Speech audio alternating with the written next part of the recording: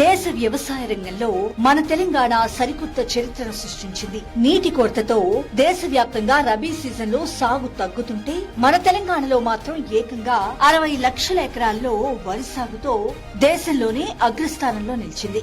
సగం దేశం ఒకవైపు, మన తెలంగాణ ఒక్కటే ఒకవైపు. పక్కనున్న తమిళనాడు, ఆంధ్రప్రదేశ్ రాష్ట్రాల కంటే రెండింతలు ఎక్కువగా వరి పండించి రబీ సాగులో సగానికి పైగా వాటాను మనమే దక్కించుకుంటున్నాం. ఖరీఫ్, రబీ రెండు సీజన్లు కలిపి దాదాపు 1,30,00,000 ఎకరాల్లో వరి సాగు చేసి దేశంలోనే రెండవ అతిపెద్ద వరి ఉత్పత్తిదారుగా అవతరించింది మన రాష్ట్రం.